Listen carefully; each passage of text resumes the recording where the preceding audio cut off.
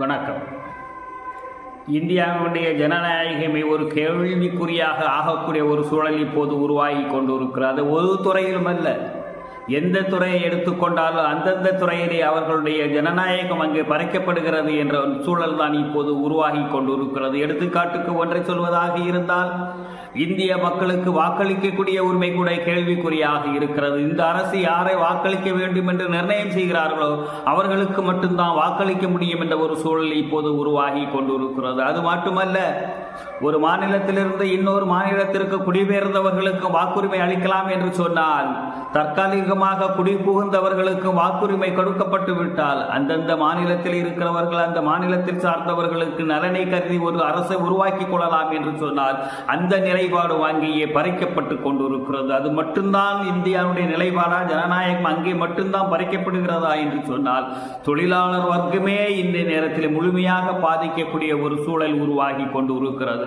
இந்தியாவை பொறுத்தவரை நான் 29 தொழில் தகராறு சட்டங்களையும் 4ஆக குறைக்கப் போகிறேன், நலனுக்காக வேண்டி குறைக்கப் போகிறேன். இந்த சட்டம் வருவதன் காரணமாக தொழிலாளர்கள் எல்லாம் மனநிறைவாக இருப்பார்கள் என்று சொல்லி நம்மளுடைய நாட்டினுடைய பிரதமர் அவர்கள் சொல்லுகிறார்கள் என்று சொன்னால், அதனுடைய உள்நோக்கம் என்னை புதைக்கப்பட்டு இருக்கிறது என்று சொன்னால், தொழிலாளர்களுடைய உரிமையெல்லாம் ஒட்டுமொத்தமாக புதைக்கப்பட்டு இருக்கிறது. கார்ப்பரேட் கம்பெனிகளுக்கு இந்த தொழிலாளர்களுடைய உழைப்பை எல்லாம் தாரை வார்த்து இருக்கிறார்கள் சட்டத்தின் மூலமாக.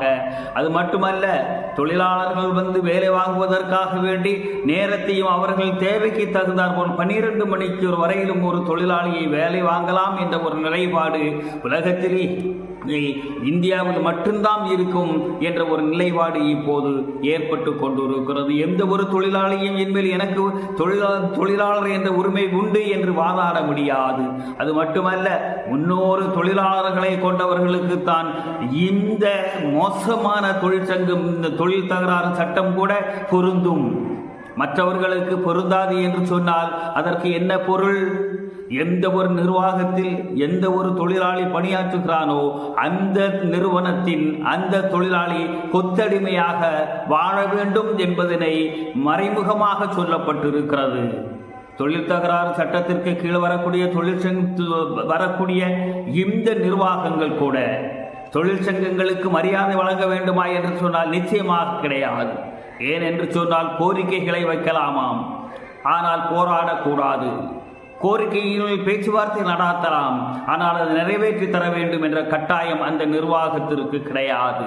எந்த ஒரு தொழிலாளியும் எந்த நேரத்திலையும் தன்னுடைய வேலையில் இருந்து அவர்கள் விருப்பப்பட்டால் வைத்துக் கொள்ளலாம், இல்லை என்று சொன்னால் தூக்கி எறிந்து விடலாம்.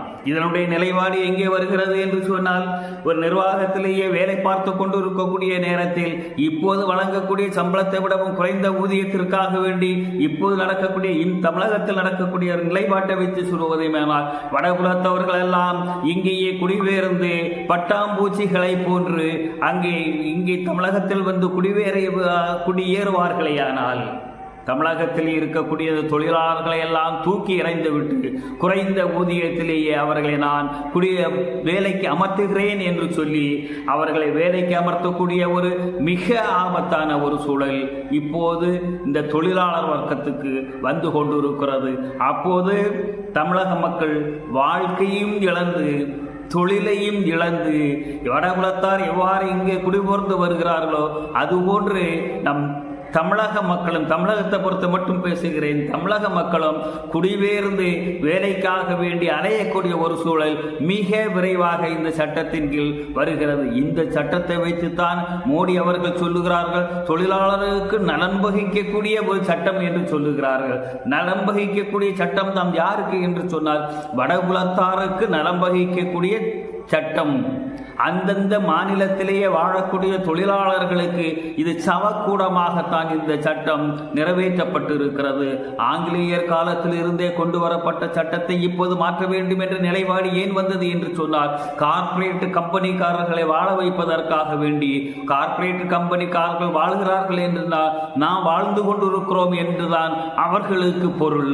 இந்தியா வாழவோ வளரவோ இல்லை. இன்னும் சொல்வதாக இருந்தால், தொழிலாளர்களுடைய நிலைமை நிலை படுமோசமாக போய் கொண்டிருக்கிறது. இன்னும் சொல்வதாக இருந்தால் ஒட்டுமொத்தத்தில் அமைப்பு சாரா தொழிலாளர்கள் அதிகமாக இருக்கிறார்கள்.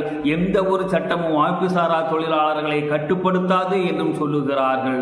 அமைப்பு சாரா தொழிலாளர்களை கட்டுப்படுத்தவில்லை என்று சொன்னால் அவர்கள் எந்த தொழில் பாதுகாப்பு சட்டத்திற்கு கீழ் வரமாட்டார்கள். எடுத்துக்காட்டுக்கு ஒன்றை சொல்வதாக இருந்தால் துப்புரவு தொழிலாளர்கள் ஒவ்வொரு கார்ப்பரேஷனிலே பணியாற்றி கொண்டு இருக்கிறார்களே, அவர்களுக்கெல்லாம் தொழிலாளர்களுக்கு பாதுகாப்பு சட்டத்தின் கீழ் அவர்களை கொண்டு வர வேண்டும் என்று சொன்னால் கட்டாயம் அவர்களுக்கு கிடையாது என்பது இப்போது உருவாக்கப்பட்டிருக்கிறது என்று சொன்னால் வாழ்நாள் வேலை செய்துவிட்டு வீட்டுக்கு செல்லக்கூடிய நேரத்திலே வெறும் கையுமாக அவர்கள் செல்ல இருக்கிறார்கள் என்பதுதான் இது ஒரு மிக பெரிய எச்சரிக்கையான ஒரு நிலைப்பாடாக இருக்கிறது.